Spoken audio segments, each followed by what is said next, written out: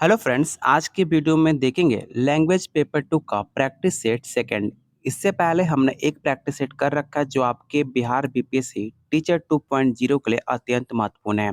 अगर आप ये लैंग्वेज पेपर क्वालिफाई नहीं करते हो तो आपका बीपीएससी टीचर में मेरिट लिस्ट नहीं बनेगा। इसलिए आप लोग ध्यानपूर्वक इस सारे क्वेश्चन को अटेम्प्ट कीजिएगा अगर आपको बीपीएससी पास करना है तो। चलिए शुरू करते हैं आज का पहला क्वेश्चन, लेकिन उससे पहले आप लोगों से रिक्वेस्ट है कि वीडियो शुरू करने से पहले आप लोग प्लीज़ वीडियो को लाइक और शेयर करना बिल्कुल मत भूलिएगा। पिछले वीडियो में आपका बहुत अच्छा आपने साथ दिया। उम्मीद करता हूँ कि इस वीडियो को भी आप उतना ही वीडियो को लाइक और शेयर ज़रूर कीजिएगा। पहला क्वेश्चन है, महावीर स्वामी का जन्म कहाँ पर हुआ था? ऑप्शन है कुशीनगर, ऑप्शन बी है वैशाली, ऑप्शन सी है पावापुरी या ऑप्शन डी है आपका पारसोली। काफ़ी ईज़ी सवाल है। आप सबको पता होगा महावीर स्वामी का जन्म वैशाली में हुआ था, तो ऑप्शन बी आपका राइट आंसर हो जाएगा। अगला क्वेश्चन कह रहे हैं कि सौ छंद में कौन सी संधि होती है? काफ़ी इंपॉर्टेंट क्वेश्चन है। आपको बताना है सौ छंद में कौन सी संधि होती है। ऑप्शन है गुण, ऑप्शन बी है दीर्घ, ऑप्शन सी है विसर्ग या ऑप्शन डी है आपका व्यंजन। याद रखिएगा, स्वछंद में आपका व्यंजन संधि होता है। छ के पहले यदि कोई स्वर में हो तो छ के स्थान पर आपका छ छ हो जाता है। इसे आप ध्यानपूर्वक इसका स्क्रीनशॉट आप रख लीजिएगा। अगर आपको पता नहीं है व्यंजन संधि कैसे चुनते हैं तो आप इसका स्क्रीनशॉट आप ज़रूर ले लीजिएगा। चलते हैं अगले क्वेश्चन पे। अगला क्वेश्चन कह रहा है कि महात्मा बुद्ध ने जब बुद्धत्व प्राप्त किया तब उनकी अवस्था कितनी थी? काफ़ी इंपॉर्टेंट क्वेश्चन है, आपके एग्जाम के दृष्टिकोण से काफ़ी अत्यंत महत्वपूर्ण है। ऑप्शन है 45, ऑप्शन बी है 35 वर्ष, ऑप्शन सी है 12 वर्ष या ऑप्शन डी आपका 80 वर्ष। इसका राइट आंसर ऑप्शन आपका बी हो जाएगा।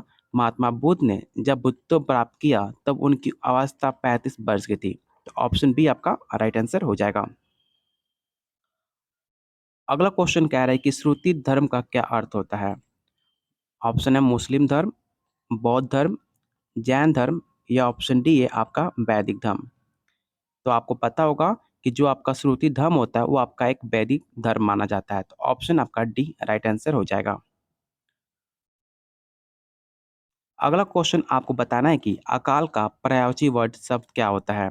आपने पर्यायवाची शब्द पढ़ा होगा तो आपको बताना होगा कि अकाल का पर्यायवाची शब्द क्या होता है। ऑप्शन है अधियारा, अक्षत, दुर्भिक्ष या ऑप्शन आपका डी है अप्रिया। इसका राइट आंसर ऑप्शन आपका सी हो जाएगा। दिए गए विकल्पों में अकाल का पर्यायवाची शब्द आपका दुर्भिक्ष होता है। इसके अन्य पर्यायवाची शब्द भुखमरी, सूखा, दुष्काल, कुकाल, अभाव इत्यादि हैं। ये सारे आपके अकाल के पर्यायवाची शब्द हैं। इसका स्क्रीनशॉट या आप नोट डाउन जरूर कर लीजिएगा। ऐसे आपके पेपर में पेपर 1 में आपको अकाल का पूछा जा सकता है कि आपका पर्यायवाची शब्द क्या-क्या होते हैं। अगला क्वेश्चन कह रहा है कि निम्नलिखित वाक्यों में कौन सा मिश्र वाक्य है? आपको बताना है इन 4 ऑप्शन में कौन सा ऐसा ऑप्शन है जो आपका मिक्स वाक्य है, मतलब मिश्र वाक्य आपको बताना है इन 4 ऑप्शन में। तो इसका राइट आंसर ऑप्शन आपका ए हो जाएगा। जिन वाक्यों में एक मुख्य या प्रधान वाक्य हो और अन्य मिश्रित अमिश्रित वाक्य हो उन्हें मिश्र वाक्य कहते हैं। जैसे अध्यापक देखते ही छात्र पढ़ते हैं, तो ऑप्शन ए आपका राइट आंसर हो जाएगा।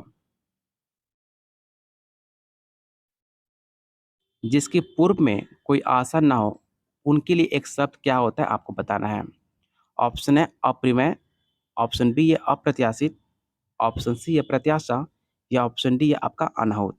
चलिए इसका हम आपको डेफिनेशन के साथ आपको बताते हैं कि अगर आप ऐसा क्वेश्चन आपसे पूछते हैं तो आप इसे कैसे सॉल्व करोगे। यहाँ पर देख सकते हैं कि प्रश्न का शब्दों में संबंधित वाक्यांश इस प्रकार है। अप्रिमेय जो होता है उसका मतलब होता है जिसकी माप संभव ना हो, और जो आपका अप्रत्याशित होते हैं जिसके पूर्व में कोई आशा ना हो। इसका राइट आंसर ऑप्शन आपका बी हो जाएगा। जिसके पूर्व में कोई आशा ना हो, ऑप्शन बी आपका राइट आंसर हो जाएगा। अगला सवाल कह रहा है कि मुझसे उठा नहीं गया। आपको बताना है कि मुझसे उठा नहीं गया वाक्य में वाच्य आपको बताना है कि वाच्य कौन सा है। ऑप्शन है भाववाच्य, ऑप्शन बी है क्रमवाच्य, ऑप्शन सी है कृतवाच्य या ऑप्शन डी आपका इनमें से कोई नहीं। तो आपको बताना है इसका राइट आंसर क्या हो जाएगा। इसका राइट आंसर मुझसे उठा नहीं गया वाक्य में आपका भाववाच्य है। आप जैसे आप वर्ड को बोलोगे सेंटेंस को कि मुझसे उठा नहीं गया, इसमें एक प्रकार का भाव उत्पन्न हो रहा है जिसमें आपका अकर्मक क्रिया का प्रयोग किया गया है, तो ऑप्शन ए आपका राइट आंसर हो जाएगा। प्लीज़ आप लोगों से रिक्वेस्ट है कि एक बार फिर से आप लोगों को रिक्वेस्ट कर रहा हूँ कि प्लीज़ वीडियो को लाइक और शेयर एक बार ज़रूर अपने फ्रेंड्स में शेयर कीजिएगा, जिससे मुझे मोटिवेशन मिले आप लोग के लिए और ज़्यादा लैंग्वेज पेपर का क्वेश्चन पेपर लाने का। आपको वही क्वेश्चन पेपर आपको कराया जा रहा है जो आपके बिहार बीपीएससी में देखने को मिल सकता है। क्योंकि आपका टाइम और मेरा टाइम दोनों इम्पोर्टेंट है, तो मैं आपका टाइम बिल्कुल वेस्ट नहीं करूँगा क्योंकि आपका एग्ज़ाम काफ़ी पास है, तो मुझे पता है कि आपको कौन-सा क्वेश्चन आपको कराना है जो आपके पेपर में देखने को मिल सकता है। अगला क्वेश्चन है निष्कपट शब्द में संधि विच्छेद क्या है? आपको निष्कपट का संधि विच्छेद बताना है कि इन 4 ऑप्शन में कौन-सा ऑप्शन आपका सही है। तो इसका राइट आंसर ऑप्शन आपका सी हो जाएगा।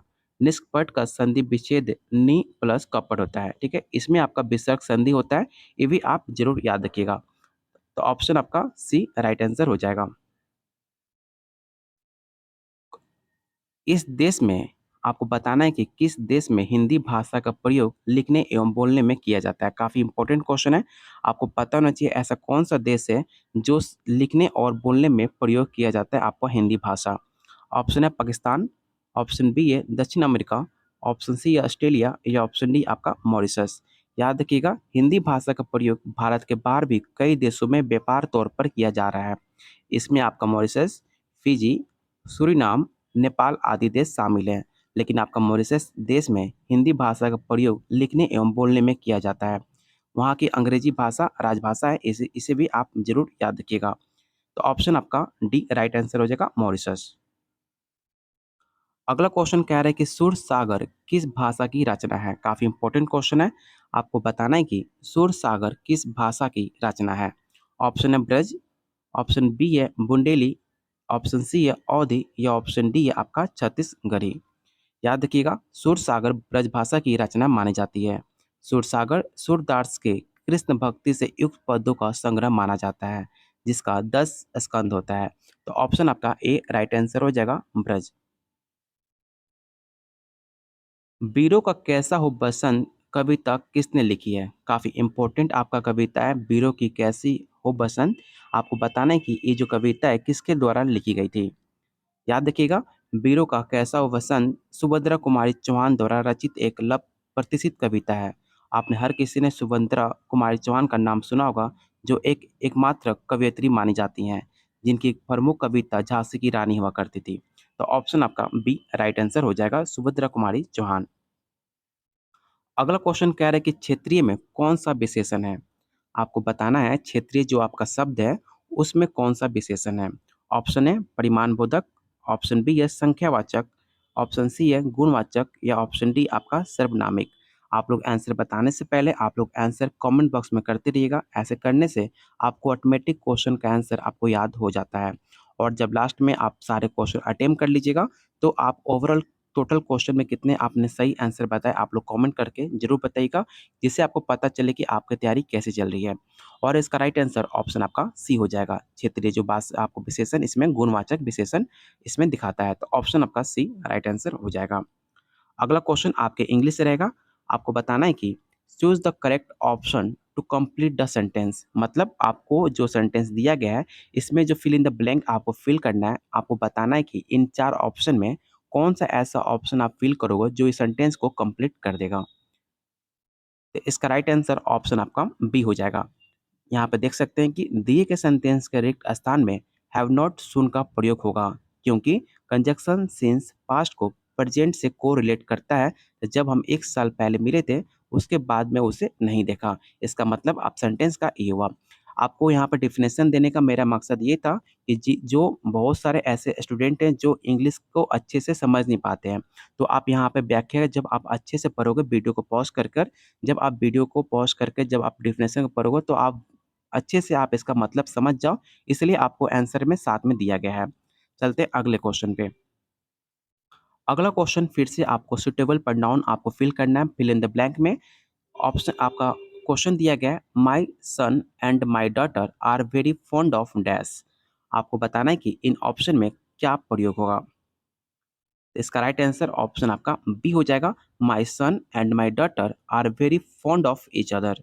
तो ऑप्शन आपका बी राइट आंसर हो जाएगा। अगला क्वेश्चन आपको बताना है कि मेटाफोर इन 4 ऑप्शन में कौन-सा मेटाफोर है, आपको एग्ज़ाम्पल में बताना है कि कौन-सा ऑप्शन में आपका मेटाफोर एग्ज़ाम्पल यूज़ किया गया है। अगर आपने सीटेट 6 टू 8 में अगर आपने इंग्लिश क्लास लिया होगा, इंग्लिश लैंग्वेज आपने लिया होगा, तो आपको वहाँ पे मेटाफोर आपको पढ़ाया गया होगा। चलिए इसका जो राइट आंसर होगा यहाँ पे हम देख लेते हैं। इसका राइट आंसर ऑप्शन आपका सी हो जाएगा। He is a big donkey. इसमें आपका सेंटेंस में आपका मेटाफोर यूज़ किया गया है। यहाँ पे देख सकते हैं कि he is a big donkey एक मेटाफोर का उदाहरण है। यहाँ किसी व्यक्ति को बिग डोंकी के रूप में आपको प्रेज़ेंट किया जा रहा है। इसलिए इसका राइट आंसर ऑप्शन आपका सी हो जाएगा।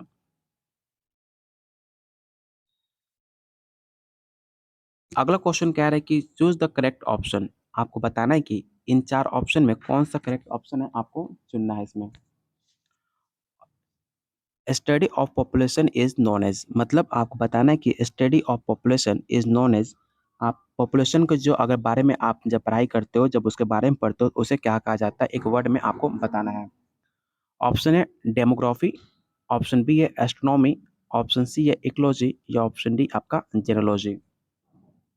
तो याद रखिएगा जब आप स्टडी ऑफ पॉपुलेशन जो करते हैं तो उसको हम डेमोग्राफी के नाम से जानते हैं।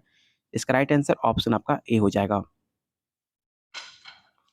अगर बात की जाए एस्ट्रोनॉमी के बारे में, तो एस्ट्रोनॉमी के बारे में हम स्टडी ऑफ द यूनिवर्स, मतलब यूनिवर्स के बारे में जब आप अध्ययन करोगे तो उसे एस्ट्रोनॉमी के नाम से जानते हैं। वही बात की जाए स्टडी स्टडी ऑफ एनवायरनमेंट, अगर आप एनवायरनमेंट के बारे में स्टडी करते हो तो उसे वन वर्ड में इकोलॉजी वर्ड यूज़ करते हैं। वही बात की जाए स्टडी ऑफ एंशिएंट हिस्ट्री, आप हिस्ट्री के बारे में जब अध्ययन करते हो तो आप उसे जेनोलॉजी के वर्ड आप वन वर्ड में यूज़ कर सकते हो। तो ऑप्शन आपका ए राइट आंसर हो जाएगा, डेमोग्राफी।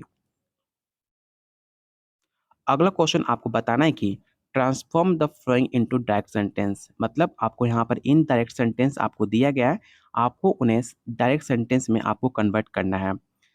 सेंटेंस है I ask Sheila if I might know her father. आपको बताना है कि इसमें आपको डायरेक्ट सेंटेंस में कौन सा ऑप्शन आपका सही होगा। इसमें ऑप्शन आपका सी हो जाएगा। I said to Sheila may I know your father. ठीक है, तो ऑप्शन सी आपका राइट आंसर हो जाएगा। आप कैसे बदलोगे, यहाँ पर दिया गया है कि दिए गए इनडायरेक्ट सेंटेंस को डायरेक्ट सेंटेंस में बदलने का कुछ नियम होते हैं। जैसे अगर आपका इनडायरेक्ट सेंटेंस में अगर आपको आस्क दिया हो तो उसे डायरेक्ट सेंटेंस में आप सेड टू के कन्वर्ट करोगे। वहीं पर कंजक्शन अगर आप इफ दिया हो तो उसे हटाकर इन्वर्टेड कॉमा का प्रयोग किया जाता है। और वहीं पे आपका अगर इनडायरेक्ट में माइट का प्रयोग हो तो आप उसे डायरेक्ट सेंटेंस में उसे आप मे के अंदर कन्वर्ट कर दोगे। इस तरह आप I said to Sheila may I know your father आप ऐसे कन्वर्ट कर दोगे इनडायरेक्ट टू डायरेक्ट सेंटेंस। तो ऑप्शन सी आपका राइट आंसर हो जाएगा।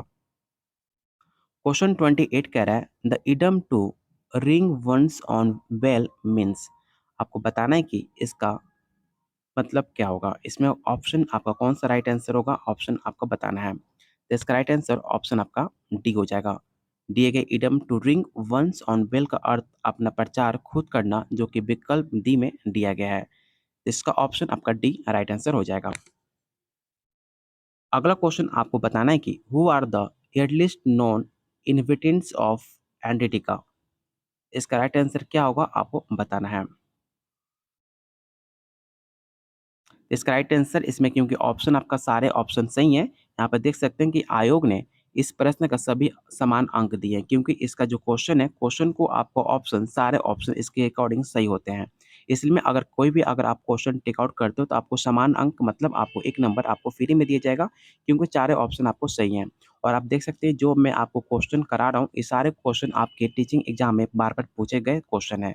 कोई भी ऐसा क्वेश्चन आपको नहीं कराया जा रहा है जो आपके आउट ऑफ सिलेबस है या आपके out of previous year question है। सारे क्वेश्चन आपके बीपीएससी टीचर और आपके टीचिंग एग्जाम के पूछे हुए सवाल है जो आपको अभी कराया जा रहा है। चलते हैं अगले क्वेश्चन पे। और आज का लास्ट क्वेश्चन रहेगा, आपको बताना है कि which of the flowing word in adverb, मतलब आपको बताना है कि इन 4 ऑप्शन में कौन सा ऐसा वर्ड है जो आपका एडवर्ब है।